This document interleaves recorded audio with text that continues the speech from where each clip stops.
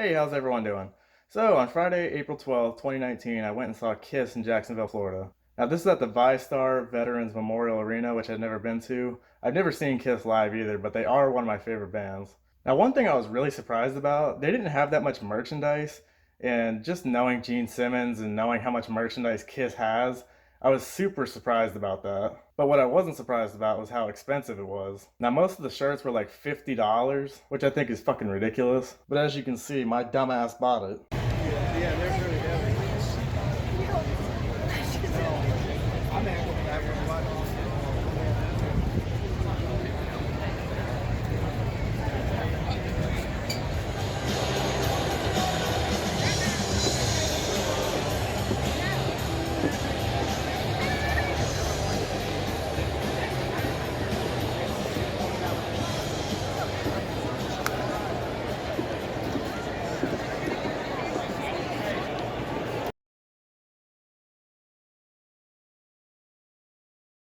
The opening act wasn't like a band or anything. It was actually this painter named David Garibaldi. And he basically paints three paintings.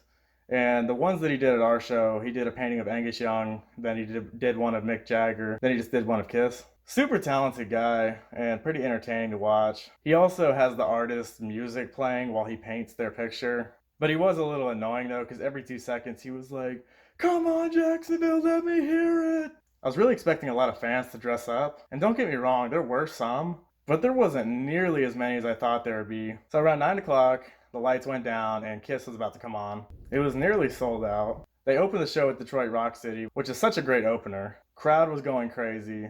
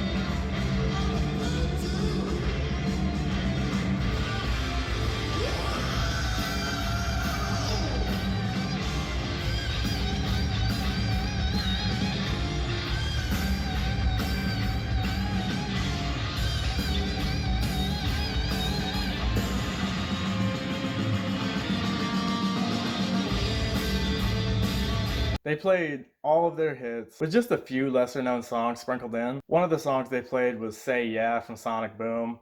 I don't hate that song, but I don't love it either. I would have rather them played Modern Day Delilah from Sonic Boom because that's my favorite Kiss song of all time. And three songs I wish they would have played that they didn't play were Strutter, Hide Your Heart, and I Stole Your Love. When they got to Heaven's on Fire, I thought it was really monotone. The whole song, everyone that sang vocals, whether it be lead vocals or backing vocals, was just super low and monotone. It's so insane how much lights, fireworks, explosions, fire, pyro, all of that they have in the show. From the beginning of the show to the end of the show, it's just non-stop. Even the lighting and the light show, everything about it was insane. Almost every Kiss song that they played was like a sing-along. They constantly got the crowd involved. They're super interactive with the fans.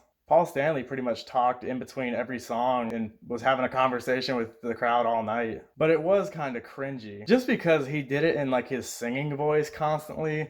And it just sounded like he was about to blow his fucking voice out and have a heart attack. I didn't want him to hurt himself talking to the crowd so much.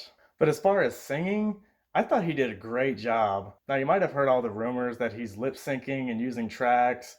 That goes for the whole band. I'm here to tell you, in my humble opinion, not only was he not lip syncing, but I don't think they were using tracks at all. I think the only thing is they might have been using a little auto tune on Paul's voice. And the reason I say I don't think they were using anything is because there were definite moments where it didn't sound the greatest, like he might have blown a note or something of that nature. So let's talk about Tommy Thayer. Here's another reason why I don't think they were using tracks. I thought there were a few songs where his guitar sounded completely out of tune, didn't sound that good at all. Now, I'm not a Tommy Thayer hater like a lot of people are, but I'm not the biggest fan. During his solo, the fans to my left were actually chanting for Ace. I was really surprised he didn't get a vocal spot in the show at all. I thought he was going to do Shock Me or Into the Void or something like that, but there was nothing. He does all the Ace stuff. He shoots the rockets. That was the loudest part of the show, to be honest. When he shot the rockets and their explosions. When he first did that, that scared the shit out of me. So let's move on to Gene. I thought Gene was hysterical throughout the whole show. Whether he was trying to be funny or not trying to be funny, I just couldn't stop laughing. Just goofy as hell. Especially when he's doing the blood drooling and God of Thunder, like, he's, right before that, he's just making all these weird gestures and facial expressions and acting like a demon.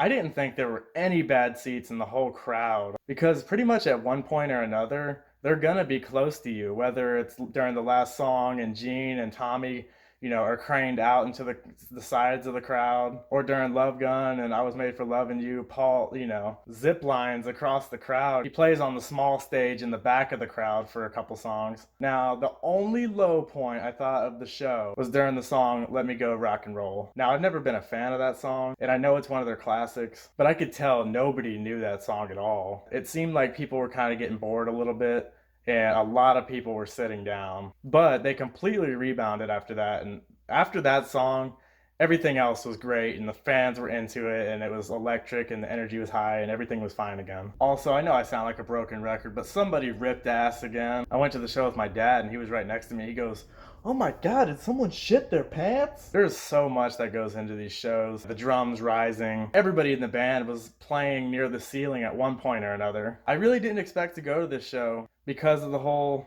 tracks and lip syncing, and it's not the original guys, all of them. But pretty much at the last second, I decided to go. And I completely and utterly do not regret it. It was a lot of money. It was around $300 for floor tickets. But I really think you should go see them. I feel like you're going to regret it if you don't, especially if you haven't seen them yet. But it went quick. It was a 2-hour set, and it didn't feel like it at all. So along with this shirt, I also got this booklet, which is a photographic history of all their tours. Maybe I'll have a separate video for this one day. It was $40. The lady at the desk told me all their autographs were in it. And obviously I was like, there's no way, it's $40. So I look inside, and it's just their printed signatures. Absolute jackass. I also got this poster. It's got all the tour dates on it. It's basically my shirt, honestly. It's got the tour dates on the back too, on the shirt. Let me tell you, it was such a pain in the ass lugging that shit around. And yes, I had to do it. I got 2 pieces of confetti from the show. Don't make fun of me. Shit's souvenirs, so fuck you. Overall, the show was so good. It was fantastic. I would love to go see them multiple more times. It just blows my mind. These guys are like near their 70s and still doing these shows. And they're not just doing like one night here, one night there. They literally do 3 nights in a row sometimes. So that's about it today. Thank everyone for watching. If you'd like to follow me on my social medias, please check the description down below. I also have my email in there. So please comment, like, and subscribe. And I'll see you on the next one. Thank you.